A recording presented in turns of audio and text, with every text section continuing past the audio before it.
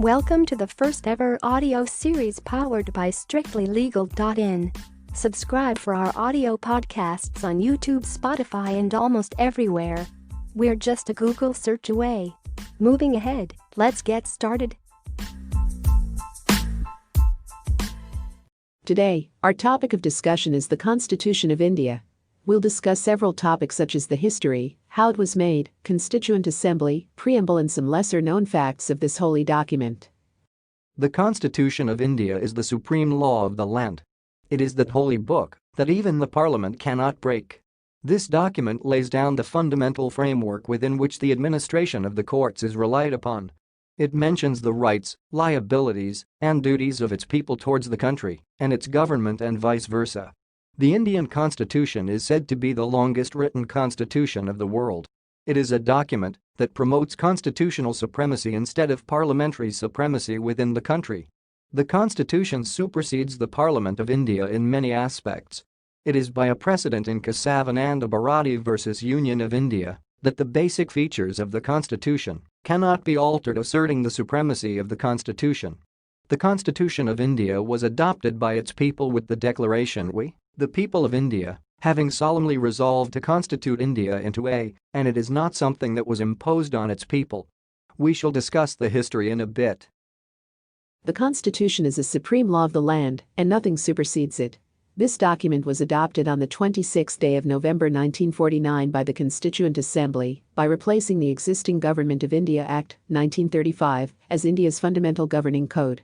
After the adoption, the Dominion of India was named the Republic of India. It is due to this reason 26 January is referred to as the Republic Day. The objective resolution later came to be known as the Preamble, which declared India to be a sovereign democratic republic country.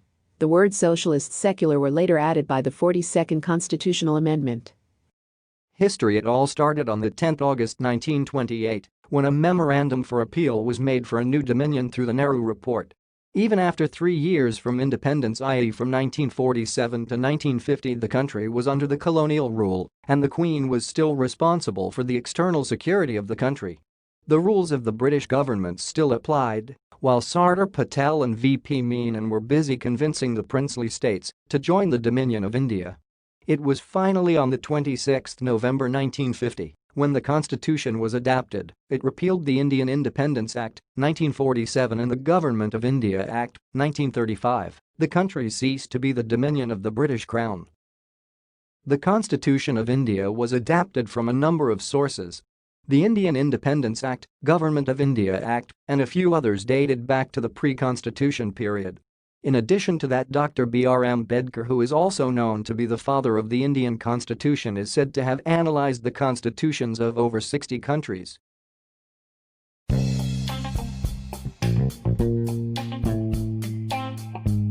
This information is brought to you by Strictlylegal.in, blogs for law students.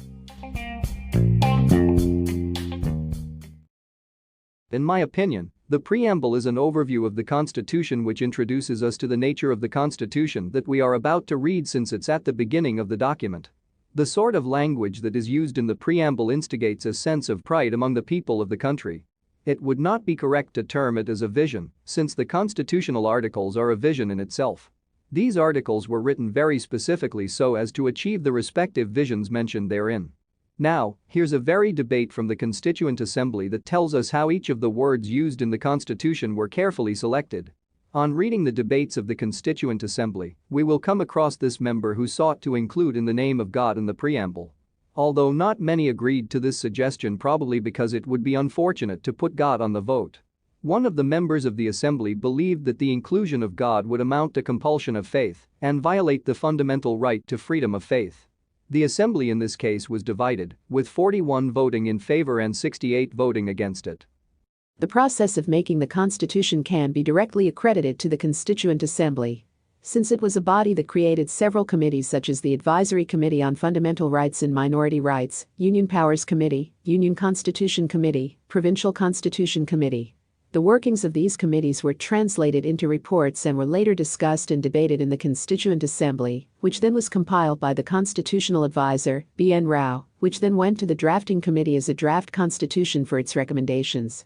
On 29 August 1947, the Constituent Assembly through a resolution, appointed a drafting committee and elected Dr. B.R. Ambedkar as its chairman to scrutinize the draft of the text of the Constitution of India prepared by Constitutional Advisor, giving effect to the decisions already taken in the Assembly, and including all matters which are ancillary thereto, or which have to be provided in such a constitution, and to submit to the Assembly for consideration the text of the draft Constitution, as revised by the committee.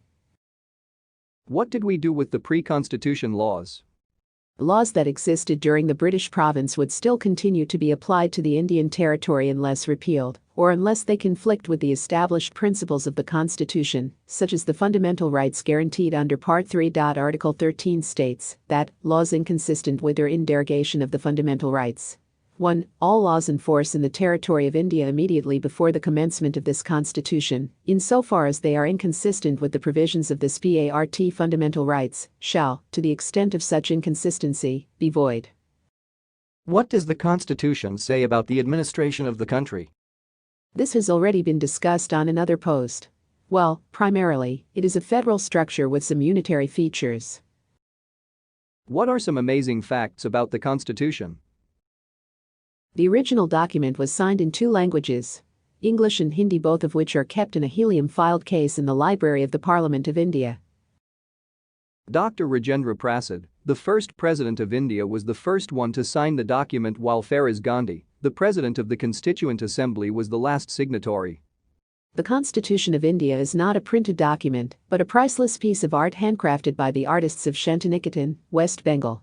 Each of the pages of the Constitution was decorated by the calligraphy texts done by Prem Bihari Narayan Rizada in Delhi, under the guidance of Acharya Nandalal Bose. The first draft of the Constitution itself had 2,000 amendments. Each of the debates that happened in the Constituent Assembly has been recorded and is now available at KID India website.